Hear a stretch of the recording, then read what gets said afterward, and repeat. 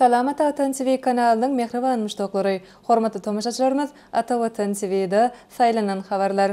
Türkmenistanyň elçisi Ýewropa Birleşiginiň wekilini tasdiklanan resmi namany gowşurdy. Premier minister Kiside Merkezi Aziýanyň prezidentleri bilen telefon söhbetleşigini geçirdi. Türkmen talipleri Bolgariýada 14 medal gazandy. Dünýä çempionu Atletico Madridde oýnar. Türkmenistanyň elçisi Ýewropa Birleşiginiň wekilini tasdiklanan resmi namany gowşurdy. Belgiýanyň Brüssel şäherinde Türkmenistanyň elçisi Sapar Pelwanow Ýewropa Birleşiginiň Geňeşiniň baş sekretariatynyň hukuk gullugyna Türkmenistan bilen Ýewropa Birleşiginiň şeýle hem onuň agza döwletleri bilen hyzmatdaşlyk etmek hakynda ilalaşygynyň Türkmenistan tarapyndan tasdiklanyny hakynda tesbirnamany resmi taýdan gowşurdy. Bu ähtnama 2024-nji ýylyň 18-nji martynda gol çekilipdi. Tesbirnama Ýewropa Birleşigine täze döwletleriň goşulýanlygy gözüňde tutulýar. Bolgariýa, Çehiýa, Estoniýa, Horwatiýa, Kipr, Latviýa, Litwa, Wengriýa, Malta, Polşa, Ruminiýa, Sloveniýa we Slowakiýa şeýle hem Türkmenistan bilen Ýewropa Birleşiginiň arasynda hyzmatdaşlygyň geriminiň giňeýändigini esasy ädim bolup durýar. Türkmenistanyň mejlis tarapyndan 2024-nji ýylyň 13-nji iýulynda bu tesbirnama tasdiklandy. Elçi Pelwanow resmi namany gowşurmak dabarasynda Ýewropa Birleşiginiň wekili bilen hyzmatdaşlygyň geljek uğurlary şeýle hem Türkmenistan bilen Ýewropa Birleşigi bilen şertnamalaryň hukuk benýadynyň putulandyrylmagy babatda pikir alşdy. Premier minister Kiside Merkezi Aziýanyň prezidentleri bilen telefon söhbetleşigini geçirdi.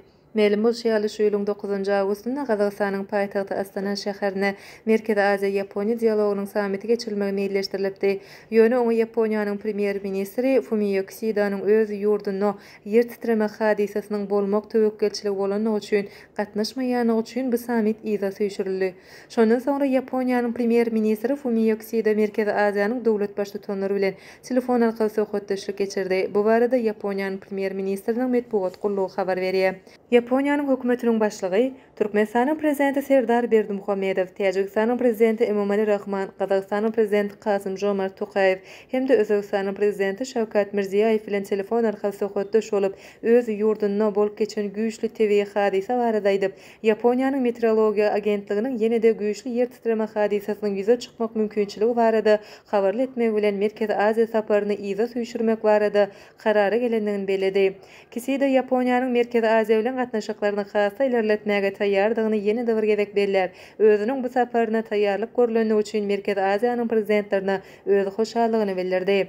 Ol bu gezek Merkezi Aziýa baryp bilmeýänligi üçin gynanyny belläp, özüniň Merkezi Aziýa täzeden saparyny guramak babatda utgaşykly iş alyp barmaga taýýardyklaryny belläp geçdi. Türkmen talipleri Bolgariýada 14 medal gazandy. Türkmen talipleri her ýyl döwlet we halkara derejede geçirilýän ders bäsleşiklerine gatnaşyp baýrakly ornary münasip bolýarlar. Olar 5-17 awgustda Bolgariýada, Beýik Britaniýanyň we Demirgazyk Irlandiýanyň birleşen paçalygynyň London Üniversitetiniň kollejining ýurtdaky Amerikan Üniversiteti bilen guran 31-nji halkara matematika bäsleşigine gatnaşyp üstünlük gazandylar. 60-dan gowrak ýurtdan 400-den gowrak talip bäsleşen olimpiýada magtumladyna Türkmen Döwlet Üniversitetiniň halkara insanperwer ilimler we ösüş Üniversitetiniň Türkmen Döwlet Binägerlik Gurulşyk Institutynyň Seýtnazar Seýdadyna Türkmen Döwlet Molimçilik Institutynyň Türkmenistanyň Döwlet Energetika Institutynyň talipleri gatnaşyp, olardan 14-si dürli derejedäki medallara, hastakygy 3 altyn, 3 kümüş, 8 bürünç medala we höweslendiriji hormat hatlaryna münasip bolýar. Bäsleşige 60-dan gowrak ýurdun wekilleriniň arasynda geçirilen The Most Effective Team Leaders in IMEC 2024 bäsleşigine magtumladyna Türkmen Döwlet Üniversitetiniň Matematika Analiz kafedrasynyň molimi Ağa Serdar Ýollaýew kümüş medala münasip boldy. Bu ýeňiş topar ýowlaşlarynyň arasynda bäsleşikde olimpiadanyň taryhy boýunça ýurdumyzda ilkinji gezek gazandan üstünlük boldy. Taliplerimiziň Türkmenistanyň mukaddes garaşsyzlygynyň 33 ýyllyk baýramynyň öňü sirasynda gazanan bajaýyp üstünlügi münasibetli magtumladyna Türkmen Döwlet Üniversitetiniň dabara geçirildi. Onda bellenşi ýaly bu ýokary okuw mekdebiniň talipleri 31-nji halkara matematika bäsleşiginde 1 altyn, 3 kümüş, 4 bürünç medal gazandylar. Üniversitetiň matematika fakultetiniň 3-nji ýyl talibi Şawibi Nurjanowa altyn medala, Maglumat ulgamlary we tehnologiýalar fakultetiniň 4-nji ýyl talibi Söhbet Maksadow, 3-nji ýyl talipleri Emir Vellekow bilen Balkan Jepbarow kümüş medala münasip boldy. Matematika fakultetiniň 4-nji ýyl talibi Sahra Gulgarlywa şeýle hem Maglumat ulgamlary we tehnologiýalar fakultetiniň 4-nji ýyl talibi Salihbek Dowletmuradow, 3-nji ýyl talipleri Haji Muhammed Ataýew, Didar Gaýypow dagı bürünç medal gazandylar. Dünýä çempionu Atletico Madridde oýnar.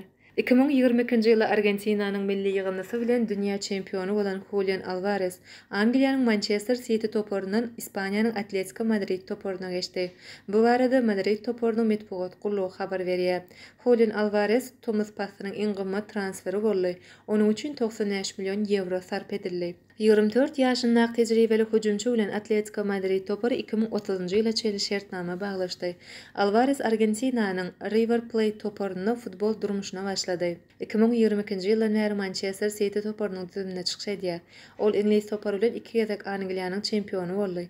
Çempionlar Ligasynyň kubogyny, UEFA-nyň Super kubogyny we birnäçe beýleki kuboklar gazandy. Ol Argentinanyň milli ýygynysynyň düzüminde 36 doguşykda oýnap, 9 gezek tapawutlandy. Ol milli ýygyndy bilen dünýä çempionu bolup 2 gezek Amerikanyň kubogyny eýledi. Ine mehriban müştoklar Atawatan TV'de saýlanan habarlar gepleşigimizden şu anky sanyny size ýetirmek isleýän habarlarymyz şolordan ibaret. Gepleşigimizden endiki sanyda görüşýänçek hoş sag bolun.